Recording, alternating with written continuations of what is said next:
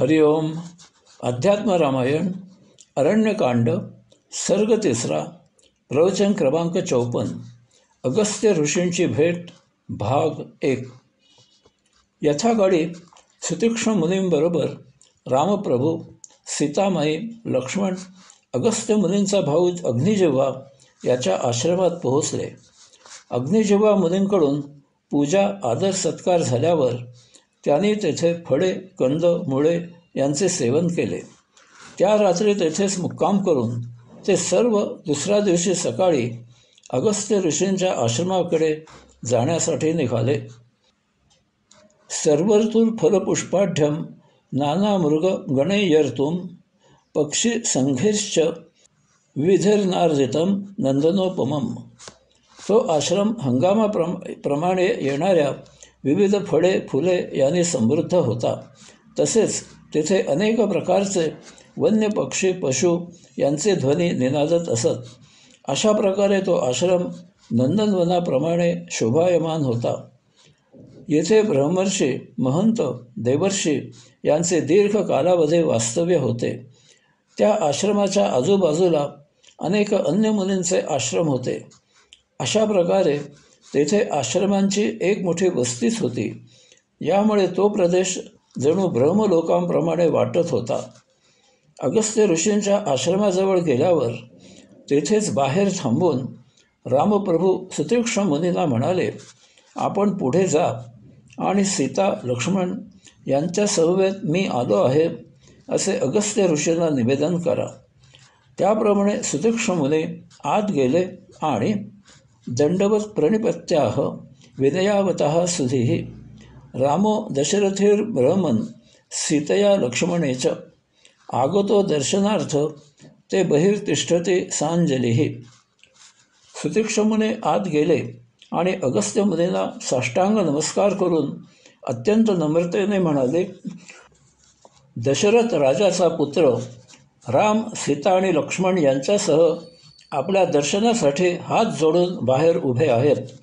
अगस्त्य ऋषी सुतीक्ष्णांना म्हणाले, शीघ्रमानय भद्रम ते रामम मम हृदि स्थितम तमेव ध्यानमानोहम कांक्षमाणोत्र संस्थिताः. ही अशी सुवार्ता सांगितल्याबद्दल तुझे भले होऊ दे. माझ्या अंतःकरणात सतत असणाऱ्या रामप्रभूंना तू लवकर आत घेऊन ये.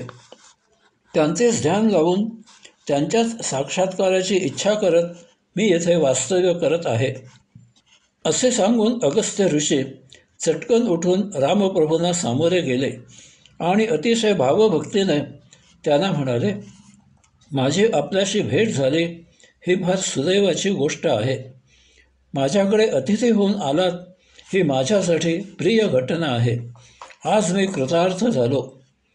अगस्त्य ऋषींना रामप्रभू, सीतामाई, लक्ष्मण यांनी जमिनीवर लावून साष्टांग नमस्कार केला. त्याबरोबर रामप्रभूंना वर उठवत अगस्त्य ऋषीने त्यांना आलिंगन दिले. रामप्रभूंच्या स्पर्शाने अगस्त्य ऋषींचे नेत्रामध्ये पाणी तरारले. मग अगस्त्य ऋषीने राम, सीता, लक्ष्मण यांना आश्रमाच्या आतील बाजूला नेले. तेथे त्यांना आसनावर बसवून अगस्त्य ऋषीने त्यांची यथोचित पूजा केली. त्यांना वनामधील त्या हंगामामध्ये उपलब्ध असलेला मेवा असलेली फळे, कंद, मुळे प्रेमाने खाऊ घातली. त्वदागमनमेवाहं प्रतीक्षन् समवस्थिताः यदा क्षीरसमुद्रान्ते ब्रह्मणा प्रार्थितः पुरा भूमिर्भारापनित्यर्थं रावणस्य वधाय च तदादि दर्शनाकांक्षी तव राम तपश्चरन् वसामि मुनिभिः सार्धं त्वामेव परिचिंतयन्. हे रामा, क्षीरसागराच्या किनारी भूमीचा भार हलका करण्यासाठी रावणाचा वध करावा अशी तुमची प्रार्थना ब्रह्मदेवाने केली होती. त्या वेळेपासून आपले दर्शन व्हावे अशी इच्छा करून मी येथे तपश्चर्या करत, तुमचे चिंतन करत, तुमच्या आगमनाची वाट पाहत अन्य मुनींसमवेत राहत आहे. अगस्त्य ऋषी रामप्रभूंना म्हणत आहेत, ब्रह्मदेवाने आत्मपरब्रह्म पुरुषोत्तमाला भूमीवर अराजक माजविलेल्या रावणाला ठार करण्यासाठी आपण येथे अवतार धारण करावा अशी प्रार्थना केली. त्यावेळी भूतलावर आपण अवतारित झाल्यावर आपले प्रत्यक्ष दर्शन होईल अशी माझ्यामध्ये आशा पल्लवित झाली. त्यावेळेपासून मी येथे तपश्चर्या करत आपली प्रतीक्षा करत आहे. येथे मूलभूत एक पोकळी होती, म्हणजे येथे काहीही नाही अशी अवस्था होती. त्या पोकळीला आपल्या ऋषीने ब्रह्म असे अमर्याद पसरण्याची क्षमता असलेले अशी संज्ञा दिली. त्या पोकळीची म्हणजे ब्रह्मांडाची मूलभूत शक्ती त्यात होती. त्याला आपल्या ऋषीने नाव दिले आत्मा. पुढे गरजेनुसार ब्रह्म मूलभूत परम असल्यामुळे त्याला परब्रह्म आणि आत्मा मूलभूत परम असल्यामुळे त्याला परमात्मा अशी संज्ञा प्राप्त झाली. दोन्ही मिळून आत्मपरब्रह्म अशी संज्ञा रूढ झाली. यालाच गीतेने पुरुषोत्तम अशी गीतेची स्वतःची भाषा म्हणून स्वतंत्र नामाभिधान दिले आहे. अगस्त्य ऋषी म्हणतात, त्या परमपोकळीमध्ये म्हणजे परमब्रह्मांडामध्ये त्याच्या कोंदणात त्याची परमशक्ती असलेला परमात्मा असतो. आपण स्वतः आत्मपरब्रह्म आहात. ब्रह्मदेवाने आपल्यालाच अवतार धारण करण्याची विनंती केली. आपणच येथे तो अवतार धारण करून राम म्हणून प्रकट झालेले आहात. अशा प्रकारे ब्रह्मांडामध्ये सृष्टी निर्माण होण्याच्या आधीपासून आपण एकमेवाद्वितीय आहात. हे माहीत झाल्यापासून आपण या भूतलावर अवतारी म्हणून याल आणि आपले दर्शन होईल अशा दृढ विश्वासाने मी येथे आपले चिंतन, उपासना, ध्यान करत राहिलेला आहे. आत्मपरब्रह्म सूक्ष्मातिसूक्ष्म आहे. यामुळे त्याचे दिव्य दर्शन ध्यानावस्थेत जरी होत असले तरी ते अदृश्य, निराकार, अनाकलीने असेच असते. कारण ध्यानावस्थेत ध्यानीही त्याच्याप्रमाणेच समसमान सूक्ष्मातिसूक्ष्म अवस्था प्राप्त झालेला असतो आणि म्हणून त्याला दर्शन होते. यामुळे ते दर्शन अगोचर, अनाकलनीय असते. परंतु जर ध्यानस्थ होऊन सूक्ष्मातिसूक्ष्म अवस्था प्राप्त करण्याऐवजी अवतारी दृश्य गोचर होत असेल तर त्याचे सदैव दर्शन आकलनीय होईल.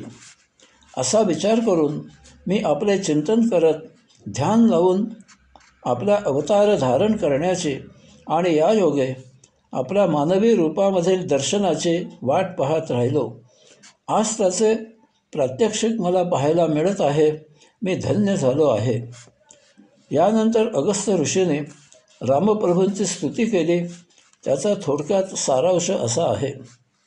सृष्टेः प्रागेक एवा निर्विकल्पोनुपाधिकः त्वदाश्चया त्वदिष्टया माया ते शक्तिरुच्यते. सृष्टी निर्माण होण्यापूर्वी आपण एकमेवाद्वितीय, विकल्परहित आणि उपाधिरहित होता. आपला विषय करणारी, आपल्याच आश्रयाने असणारी माया आपली शक्ती आहे असे म्हटले जाते.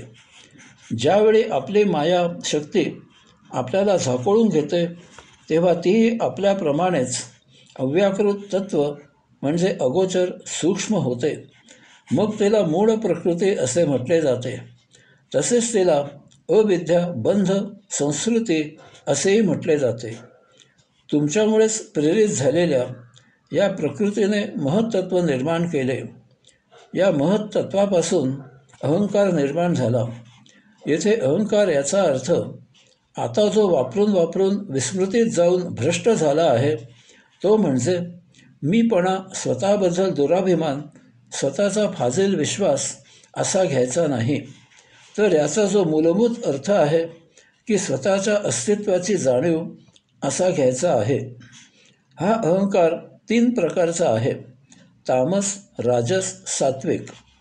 तामस अहंकारापासून शब्द, स्पर्श, रूप, रस, गंध अशा 5 तन्मात्रा उत्पन्न झाल्या. या तन्मात्रांपासून वाढत जाणाऱ्या गुणानुसार आकाश, वायू, अग्नी, जल, पृथ्वी अशी 5 स्थूलभूते निर्माण झाली. राजस अहंकारापासून इंद्रिय निर्माण होणारी आहेत. सात्विक अहंकारापासून इंद्रियांची अधिष्ठिता देवता आणि मन निर्माण होणारे आहे. अशा सूक्ष्म तत्वांपासून सूक्ष्मलिंग देह निर्माण झाला. यात वास्तव्य करणारा तो हिरण्यगर्भ किंवा त्यालाच सूत्रात्मा किंवा अंशात्मा असे म्हणतात. नंतर स्थूलभूतांपासून विराट पुरुष निर्माण झाला. त्याच्यापासून हे सर्व स्थावर जंगम जगडव्याळ निर्माण झाले. अगस्त्य ऋषी रामप्रभूंची स्तुती करताना उद्घृत करत असलेली माहिती त्या काळामधील पारंपरिक आहे. तिचा आजच्या विज्ञानयुगाशी तुलना करण्याचा मोह टाळावा.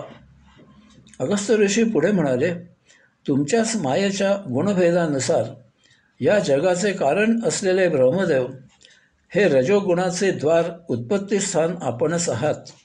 तसेच सत्वगुणाचे द्वार असलेले जगाचे पालक असलेले पोषण करणारे विष्णू आपणच आहात.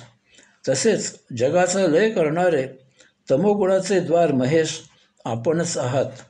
याचाच अर्थ ब्रह्मांडामध्ये होणारी उत्पत्ती स्थिती लय करणारे ब्रह्मा विष्णू महेश आपणच आहात. बुद्धीमधील तम रज सत्व या 3 गुणांनी जागृती स्वप्न सुषुप्ती अशा 3 अवस्था उद्भवतात.